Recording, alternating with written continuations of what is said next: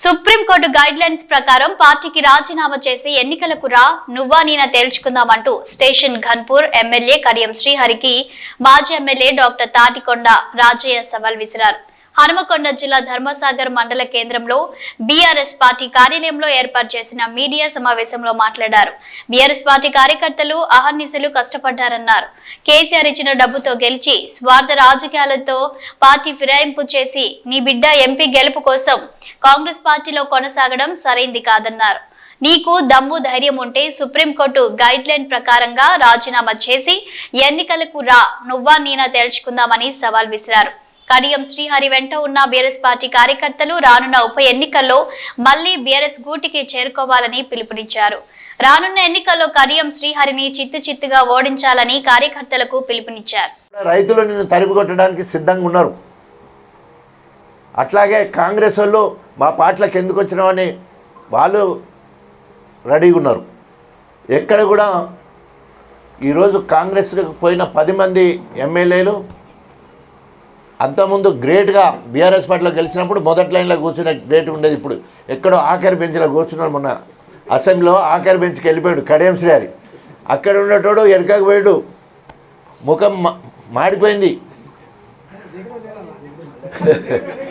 మొత్తం ముఖం అంతా మాడిపోయింది. వాయిస్ లేదు. ఇప్పుడు ఎక్కడ మాట్లాడినా గంభీరత ఎక్కడో పోయింది. ఎందుకంటే తెలంగాణ ఉద్యమ పార్టీ బీఆర్ఎస్ పార్టీ అంటే అదొక గౌరవానికి సింబల్, అది పౌరుషానికి సింబల్. తెలంగాణ మాటనే సెంటిమెంట్ అది. ఆ రకంగా ఇవాళ ముఖము ఎక్కడ కూడా చూపించడానికి భయపడుతున్నారు. ప్రజల్లోకి వస్తే వాళ్ళ రూపు రంగురేకులు మారిపోతున్నాయి. ఊసర వెళ్ళి కదా రంగు అన్నట్టు ఆటోమేటిక్గా మందవ పడితే మారిపోతున్నారు. ఎందుకంటే గెలిపించిన వాళ్ళేమో ఆడ లేరు, ఓడించిన వాళ్ళే పడి ఉన్నారు. ఈ ఆయన పరిస్థితిగా చూసుకుని నా గరికా నా ఘాట్కా, ఇట్లేడు నా అట్లేడు అంటాడు. మొత్తం కుడిదిలో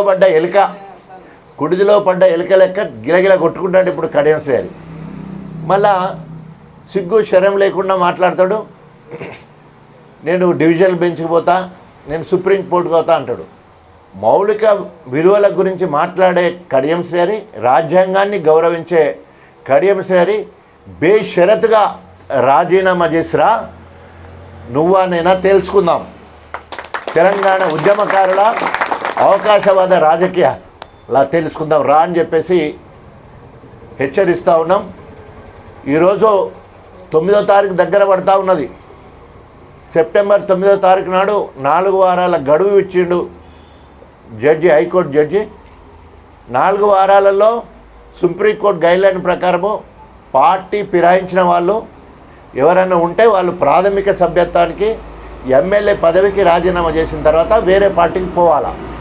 ఒకవేళ ప్రాథమిక సభ్యత్వానికి కానీ గెలిచిన ఎమ్మెల్యే ఎంపీ ఎమ్మెల్సీకి రాజీనామా చేయకుండా పోతే ఆ ఎన్నిక చెల్లనేరదు. 6 సంవత్సరాలకు పోటీ చేయడానికి కూడా అర్హత లేదని చెప్పేసి సుప్రీంకోర్టు గైడ్లైన్స్ ఇచ్చింది. ప్రజా అవసరాల నిమిత్తం కావచ్చు, నీకు ఆ పార్టీ మీద కోపం కావచ్చు, ప్రేమ కావచ్చు, పార్టీలు మారవచ్చు ప్రజాస్వామ్యంలో.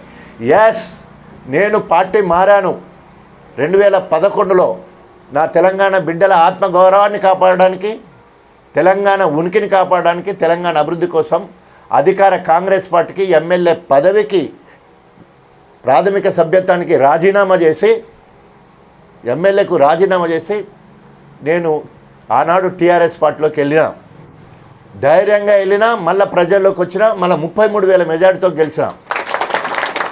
కేసీఆర్ నాకు జెండా ఇస్తే ఆ జెండాను వదిలిపెట్టకుండా, కేసీఆర్ చెయ్యి వదిలిపెట్టకుండా 2011 నుండి మొదలు పెడితే 2014 వరకు తెలంగాణ మొత్తం కూడా తెలంగాణ రాజన్న లెక్క తిరిగినాం.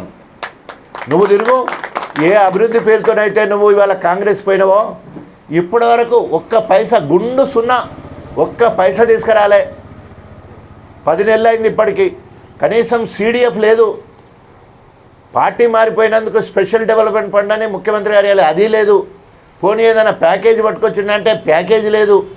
అది పోను బీఆర్ఎస్ ప్రభుత్వము మంజూరు చేసిన పనులు అవి నడుస్తలేవు. వాటి మీద రివ్యూ చేసి నడిపించవలసిన బాధ్యత ఉంది. 104 కోట్ల రూపాయలతోటి తరిగుప్పుల మన గండి రామారావు దగ్గర లిఫ్ట్ ద్వారా నారాయణగిరి, ముప్పారము, వేలేరు, పీసర, మద్దెలగూడానికి నీళ్ళు వచ్చే పని నడక నడుతుంది, ఆగిపోయింది ప్రస్తుతానికి, బిల్లులు ఇస్తలేరని చెప్పేసి. ఇక్కడ కిందకి చూసుకుంటే మన ఉప్పుగాళ్ళు లిఫ్ట్ దగ్గర మనకు మల్లకపల్లి, ధర్మాపురం, వంగాలపల్లి కిందికి పోతే వెంకటాపూర్ వరకు ఇక్కడ నీళ్ళు తీసుకెళ్ళి అది కూడా చేయలేదు. మంజూరు చేసింది బీఆర్ఎస్ పార్టీ, పనులు మొదలుపెట్టింది బీఆర్ఎస్ పార్టీ. కేటీ రామారావు గారితో శంకుస్థాపన కూడా చేసుకున్నాం. కనీసము జరిగే పనులను కూడా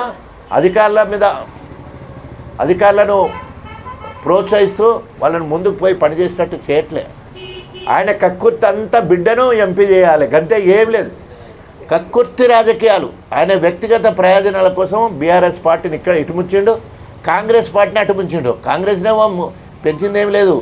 ఆయనే అన్నాడు కదా 6 నెలల కాంగ్రెస్ ప్రభుత్వాన్ని కూలగొడతా అన్నాడు.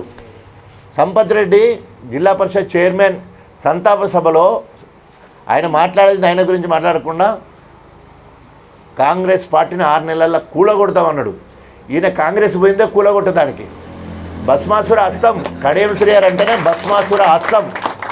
భస్మాసుర హస్తం మనలోకి పోయిండు. తప్పకుండా ఈయనకు మునిగిపోతాడు, ఆయన కూలిపోతాడు, ప్రభుత్వం కూలిపోతుంది.